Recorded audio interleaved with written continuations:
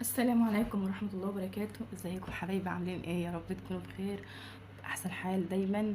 انا لسه مصيله ليا الفجر وعايزه ادعيلكم، عايزه ادعيلكم ان ربنا يكرمكم يا رب، وبتمنى منكم ان انتوا تدعوا لي في الكومنتات، وتدعوا لمحمود ابني بالشفاء، ربنا يشفيه يا رب ليا ويخليهولي، وربنا يشفي لكم عيالكم ويخلي لكم عيالكم ان شاء الله.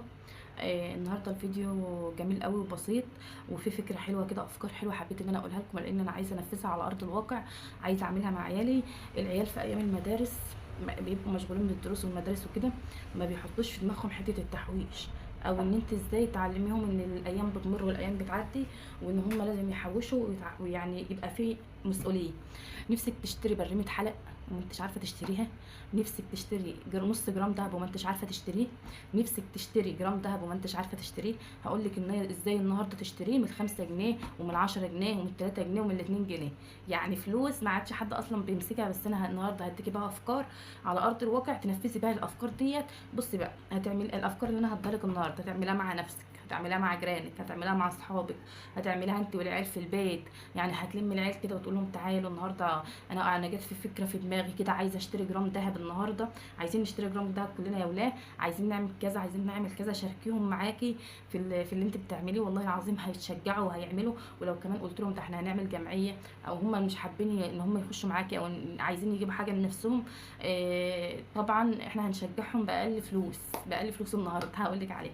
انا معايا النهارده فكره جمعيات، بس يعني انا هدعي لكم شويه كده وادعي لنفسي، عشان دي ساعه الفجر، وانتوا عارفين ان انا يعني كنت عامل لكم فيديو قبل كده برضه، كنت مصليه الفجر ودعيت لكم.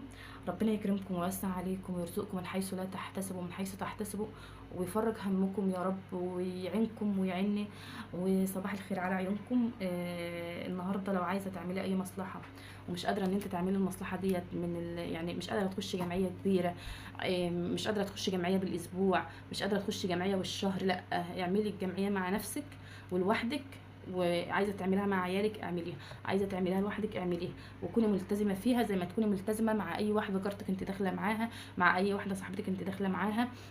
صدقوني والله العظيم، اي قرش انت بتشيليه، جنيه، ربع جنيه، نص جنيه، 10 جنيه بتشيليه، والله العظيم بيجي اوقات على الواحد ما بيبقى فيه ربع جنيه في البيت، والفلوس ديت بتنفع جدا. 5 على 5 على 10 على 2 على 3، الفلوس دي هتنفعك، وهتقضي وهيحصل اي موقف هتلاقي نفسك واقفه وساندة نفسك بالفلوس اللي معاكي، حتى لو مش هتشتري بيها حاجه، بس في مواقف كتير بتعدي عليكي. اعتبري يا ستي ان انت عليكي دين لحد، الدين ده لازم ينسد في موعد، في ميعاد معين. يعني انا واخده فلوس من حد وقايله له ان انا هسد الفلوس ديت بعد شهر، بعد 2، بعد 3، مش فارق معايا الايام. يعني ما تقعديش تقولي ده الجمعيه اللي انت بتقولي عليها هتطول، ده الجمعيه اللي انت بتقولي عليها ماشي، ما هتقعد شهور. انت لو قعدت الشهور ديت ومحوشتيش، الايام مش هتعدي؟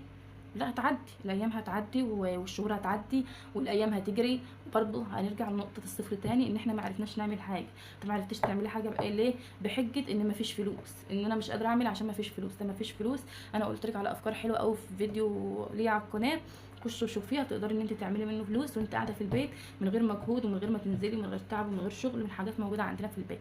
طيب، الجمعيه النهارده انا كنت منفذاها قبل كده انا وعيالي واولاد جيراني يعني، كنا عاملينها قبل كده واتقبضت، وكانت حلوه جدا وكانت جميله جدا، وممكن ان انا اعيدها تاني. انا العيال ولادي يعني ما بعرفش امسكهم في حته التحويش ده خالص، بيصرفوا ويجيبوا شيبسي وكاراتيه ومش عارفه ايه، ما بعرفش امسكهم الا في حته الجمعيه، لما اقول له انت هتقبض يوم كذا فيخش معايا ويلتزم. طيب، انا دلوقتي عايزه اعمل حاجه لنفسي زي ما قلت لكم، عايزه اجيب، ما تروحيش بقى تقولي ده انا عايزه اجيب 3 جرام دهب و4 جرام دهب و2 جرام دهب، ودهب ايه ده الجرام وصل 4000 جنيه، ملناش دعوه، ان شاء الله يوصل 10000 جنيه.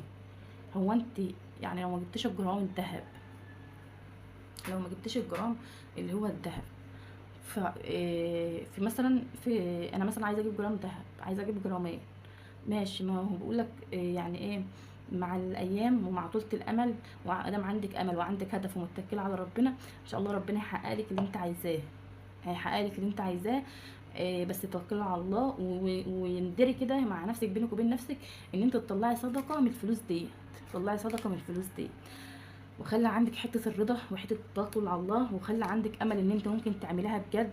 تعملي يعني الهدف اللي قدامك ده. انا مش هقدر، ده انا ايدي بتاكلني على الفلوس، ده ما فيش فلوس فكه. لا، في فلوس فكه، في فلوس بتتبقى مننا، وفي فلوس بتترمي على الارض، في الشيبسي والكاراتيه والاندومي واي حاجه والبيبسي واي حاجه انت تتخيلي.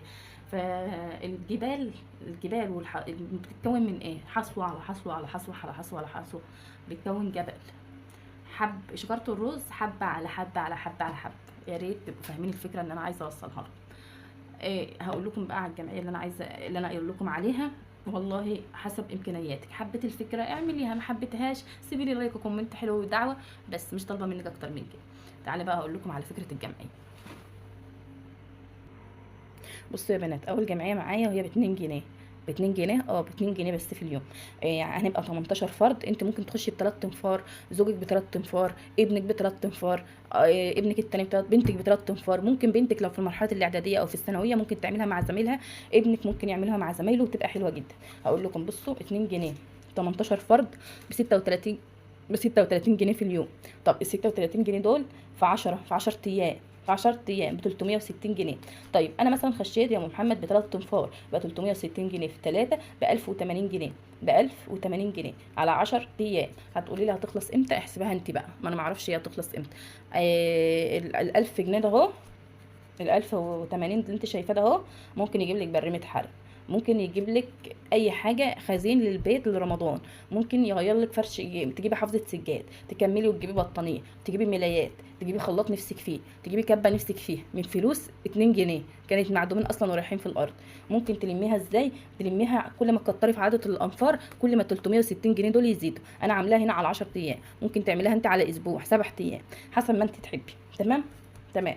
يلا نخش بينا على الجمعيه التانية، ودي ب3 جنيه. تمام. 3 جنيه في 15 يوم، في 15 فرد قصدي، ب 45 جنيه في اليوم. طيب 45 جنيه في اليوم في 10 ايام ب 450 جنيه، 450 جنيه. طيب ال 450 جنيه دول لو انا اخش ب4 تنفار هياخد 1800 جنيه في الشهر، 1800 جنيه في الشهر. يعني انا هخش مثلا ب3 تنفار، ال3 تنفار دول هيقبضهم 10، كل 10 ايام هقبض نفر ب 1800 جنيه، ب 1800 جنيه. ال 1800 جنيه دول ممكن يجيبوا معاكي حلق نص جرام، خاتم من خواتم الاطفال البيبي نص جرام. تمام تمام. ادي جمعيتين ب 2 جنيه، وادي جمعيه ب3 جنيه. ماشي. من هي الفكره بتاعتها في عدد افرادها، عدد الافراد كل ما يكبروا كل، وممكن بقى ما تخشيش بنفر، لا خشي بنفر واثنين وثلاثه واربعه. ماشي، ما ب 3 جنيه. يعني مثلا خشيت ب4 تنفار هيبقوا 12 جنيه مثلا في اليوم، لو خشيت ب3 تنفار هيبقوا 9 جنيه. اظن ال9 جنيه مش حاجه، ما بيجيبوش كيس شيبسي، ما بيجيبوش بسكوت، ما بيجيبوش يعني، ما بيجيبوش حتى صابونه بريحه. ماشي. فال3 جنيه دول هتخشي بيهم تعملوهم مع اولاد عمك ولاد خالتك، وتعملوهم مع اي حد. يعني ممكن اصلا تعمليها كمان تلمها بعد 10 ايام، يعني النفر هيدفع لك 45 جنيه. ماشي. لو قلتها لجيرانك كل اللي حواليك هيخش معاكي فيه وهتخلص بسرعه. ماشي. يعني مثلا هتاخد لها 3 شهور مثلا، هتاخد لها 4 شهور بتوع الشتاء مثلا، 4 تانيين نعمل كمان 1000 جنيه و1800 جنيه كمان على 1000 نجمع، نطلع من السنه دي مثلا واحنا معانا جرام ذهب احسن ما نطلع منها واحنا معناش حاجه خالص. هقول لكم بقى على فكره جمعيه اكبر شويه. بصوا يا بنات، هنا 5 جنيه في 10 ايام، 5 في 10 ب500 جنيه، ب500 جنيه. طيب انا عايزه مثلا اخش ب3 تنفار، هتاخدي 1500، هتاخدي 1500. وهنا 10 تنفار بس مش 15 ولا 18، 10 هتاخدي 1500. طب خش ب4 تنفار هتاخدي 2000 جنيه، 2000 جنيه في 3 شهور مش وحشين. 2000 جنيه في 3 شهور من الخمسة والتلاتة والاتنين والاربعة. والله انا استاهل لايك، واستاهل لايك على شويه الافكار دول، واستاهل تعليق حلو وكومنت حلو كده ليكم يا ام محمد.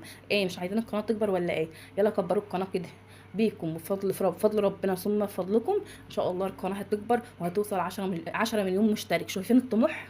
طموح. خلي عندك طموح، خلي عندك امل، خلي عندك تفاؤل، خلي عندك ثقه في ربنا، خلي عندك رضا، ده كله هيحقق لك اللي انت عايزاه. طيب انا النهارده الفكه دي هجمعها ازاي؟ ركبت مواصلات، ماشي بقى معاكي 5 جنيه. بصي هتجيبي كشكول زي الكشكول ده مثلا كده، وهتجيبي يا ستي صفحه فاضيه، هتجيبي بقى صفحه فاضيه، ما انت اللي ماسكه الجمعيه بقى لازم تبقى قدها. وهتجيبي مسطره، شايفين المسطره ديت زي بتاعت زمان فاكرينها، وهتقومي مسطره ايه، كاتبه هنا مثلا الاسامي كده، تعملي 3 خانات كده، وتكتبي مثلا الايام بتاعت ال10 ايام الاولانيين هتكتبي الاسامي كلها بتاعت مثلا ال10 تنفار، الخمس تنفار، الاسامي الاولانيه بتاعت الخمس تنفار، ال10 تنفار هنا. وكل اللي يدفع عليكي تعلمي بقى صح كده كده كده. دول اول 10 ايام. تاني 10 ايام برضو نفس الطريقه كده، تسطري برضو كده. تمام. فهمت الفكره؟ ما انت بقى اللي ماسكه الجمعيه.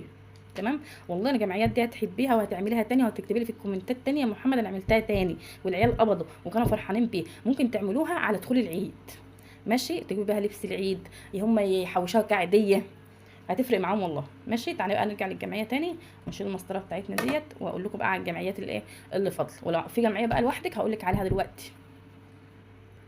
بص الجمعيه ديت ب10 جنيه في اليوم، مع 10 تنفار ب100 جنيه في الايه في ال10 ايام.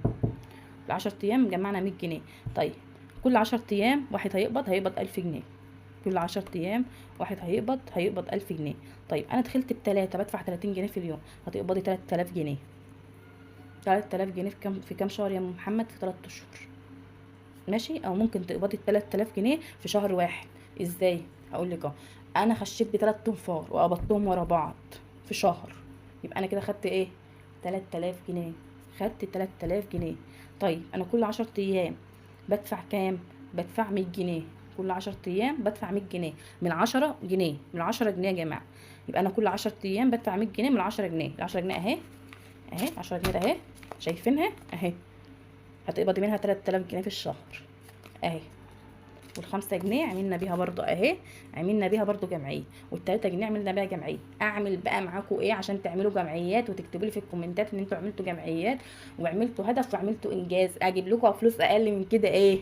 واجيب لكم افكار اقل من كده ايه؟ خليه بقى تحدي ونعمله كده يا جماعه، ونكتب في الكومنتات يا ام محمد احنا نجحنا في التحدي، احنا ستات بيوت شاطره وتفوقنا عن نفسنا ونجحنا في التحدي. تعالوا بقى هقول لكم على اخر جمعيه اللي انا ممكن اعملها مع نفسي من غير اي حد خالص. تعالوا. بصوا 25 جنيه في 7 ايام. انا معايا 25 جنيه في اسبوع، تمام، هيبقوا 175 جنيه في الاسبوع. طيب 175 جنيه في الاربعه اللي هم الاربع اسابيع ب 700 جنيه. 700 جنيه في 3 اشهر ب 2100 جنيه. الله الله عليك يا ام محمد. 2100 جنيه من 25 جنيه. 2100 جنيه من 25 جنيه. 25 جنيه دول ما بيجيبوش كيلو طماطم دلوقتي، ما بيجيبوش كل حق كيلو بطاطس. ماشي. سمسريهم من فلوس السوق يا ستي وحطهم كل اسبوع. حطهم بقى في حصاله، في برطمان، في علبه، في اي حاجه عندك، في بوك قديم يا ستي هتصرفيهم. ادوهم لاختك، ادوهم لصاحبتك، ادوهم لواحده جارتك، ادوهم لاي واحده انت بتثقي فيها.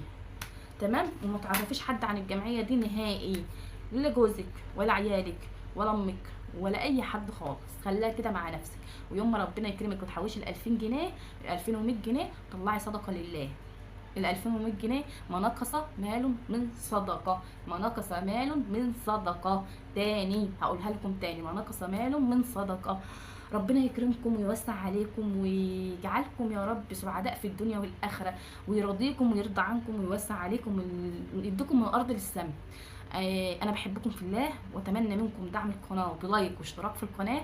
انا عايزه اليوتيوب يتفاجئ كله كده، يتفجر لايكات لام محمد كده.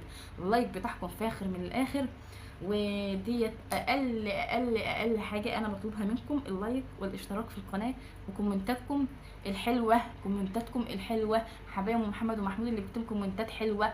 بلاش حد يكتب كومنت سلبي. مش عاجبك الفيديو، مش عاجبك الفكره، ما تتفرجش على الفيديو. واتشرفت بيكم في قناتي، اي حد في القناه على دماغي، وشرفت قناتي المتواضعه. واشوفكم ان شاء الله في فيديو جديد وافكار جديده حلوه ومفيده، وهطن وراكم لحد ما تحوشوا وتعملوا جمعيات مع نفسكم. وما تسمحوش لحد ان هو يتحكم فيكم ويقعد يقول لكم ايه ده اللي ما انتش داخله معايا الدور ده، لا ما انتش داخله معايا الدور ده. انا عايزاكي تبقي سيده اعمال، انت اللي متحكمه في الجمعيات، انت اللي بيجوا الجيران يسالوك عشان يقولك تعملي لنا بس جمعيه، ادينا بس فكره من افكارك.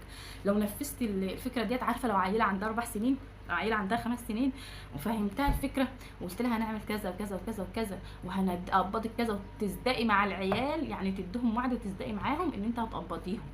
صدقيني والله العيال هم اللي هيجوا بعد كده يقولوا لك يا ماما اعملي لنا جمعيه، يا طنط اعملي لنا جمعيه، يا طنط بالله عليكي اعملي لنا جمعيه زي اللي كنت عاملاها لنا المره اللي فاتت، يا طنط احنا استفدنا من الجمعيات بتاعتك، احنا جبنا كذا.